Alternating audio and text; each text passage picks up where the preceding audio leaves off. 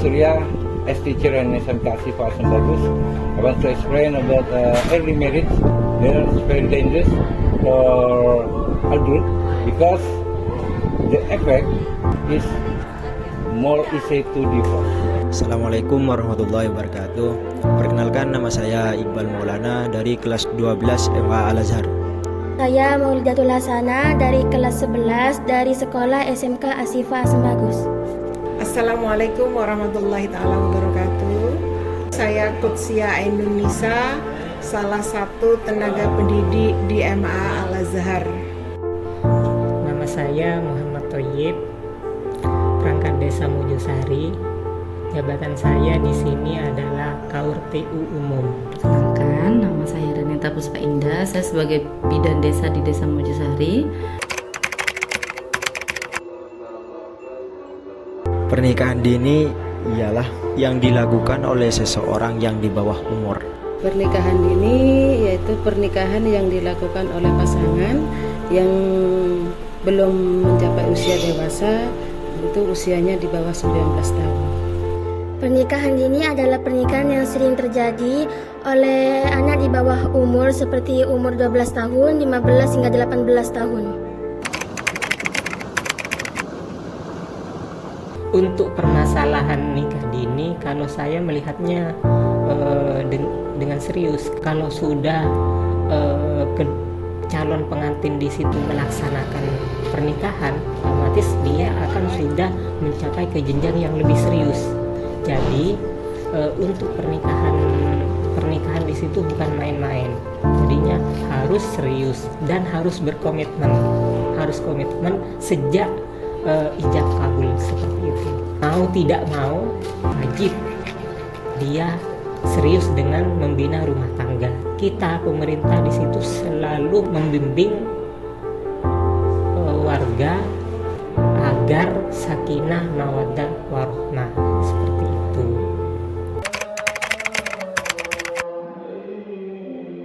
Budaya kita dikatakan budaya timur ya.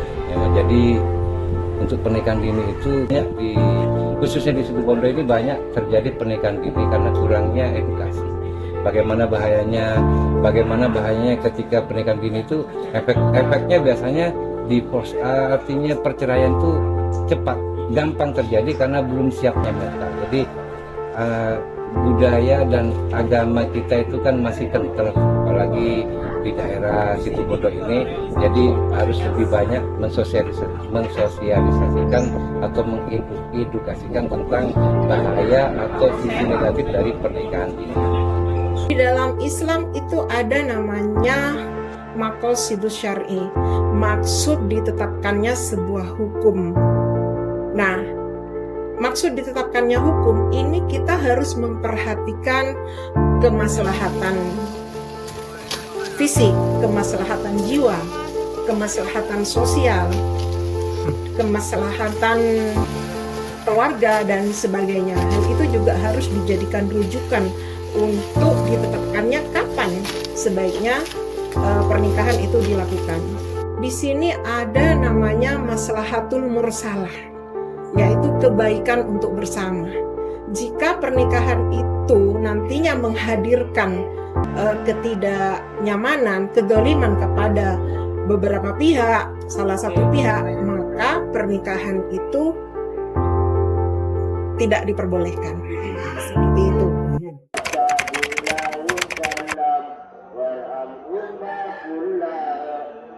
Untuk dampak pernikahan dini pada kesehatan reproduksi, yaitu pada saat ibu mengalami komplikasi pada saat kehamilan, bisa di waktu kehamilan, bisa di waktu persalinan atau nifas, bisa terjadi resiko PMS, penyakit menular seksual.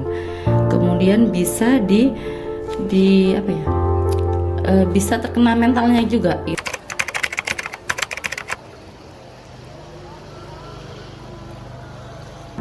Ya sangat mempengaruhi ya, karena usia pernikahan dini yang usianya kurang dari 18 tahun, dia akan mengganggu psikisnya yang saya bilang tadi.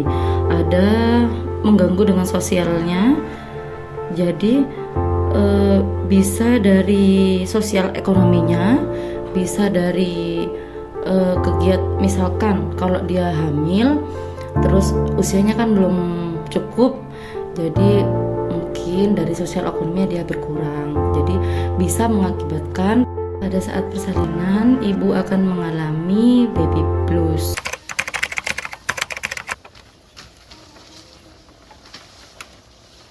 Dampak negatifnya itu ya bukan banyak, termasuk ada dampak negatifnya itu termasuk antara fisik, mental, dan sosial, bahkan pendidikan juga berpengaruh juga. Dampak negatif dari pernikahan dini adalah gangguan kesehatan, putusnya pendidikan atau sekolah, dan juga psikologis.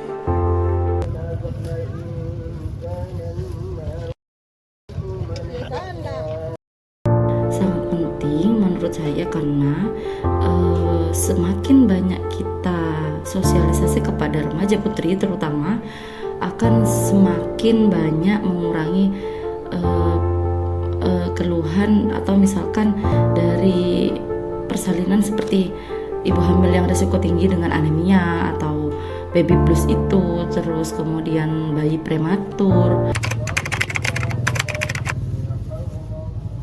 Saya sebagai guru itu pernah juga menyaksikan ada pernikahan dini yang dilakukan di lingkungan saya pribadi, dan akhirnya tidak berjalan dengan apa yang diinginkan, seperti bercerai. Itu yang saya saksikan sebelumnya. Ya, jadi kasus pernikahan dini di lingkungan Mujasari ini bisa dibilang tidak begitu banyak, tapi ada. Jadi banyak pernikahan dini yang saya temui di situ, sekitar untuk tahun ini sekitar ada 3 pemohon. Amat sangat mengetahui, soalnya ibu mulai dari dulu tahun 95 ada di sini, itu banyak masih keluarga itu masih SD kelas 2, SD kelas 5 itu sudah ditunangan istilahnya di sini. Katanya orang Madura di sini itu bekalan.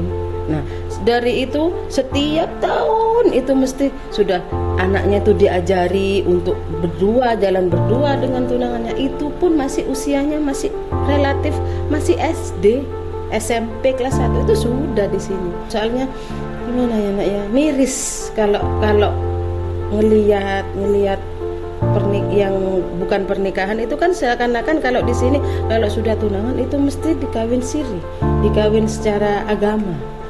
Nah, meskipun kayak gitu kan dampaknya kan tidak bagus juga ke anak-anak. Itu ibu sangat menyayangkan kan seperti itu. Tapi sekarang ya mungkin insya Allah kalau di daerah-daerah orangnya yang sudah berpendidikan mungkin ya. Tapi kalau sampai ke selatan itu masih ada. Disayangkan itunya. Kami sebagai anak muda jangan sampai terjadi, karena itu akan menghambat kemajuan negara kita dan menambah populasi pengangguran. Terkait dengan pernikahan dini di Indonesia, marilah kita bahu-membahu, kita semua pihak bersama-sama untuk terus berjuang tanpa putus asa, terus untuk mensosialisasikan tentang agar tidak terjadi pernikahan di usia dini. Sangat sayang karena usia yang dikatakan dini dalam pernikahan itu adalah usia yang sangat produktif bagi anak. Jadi ya emang ketika anak itu harus kehilangan masa depan mereka. Bukan berarti orang menikah dini itu kehilangan masa depan ya, tetapi setidaknya mereka itu punya cita-cita agar cita-citanya itu berjalan dengan mudah, ya, mengantarkan anak sampai pada kesuksesan. Jangan nikah dini karena pasti bercerai. Thank you.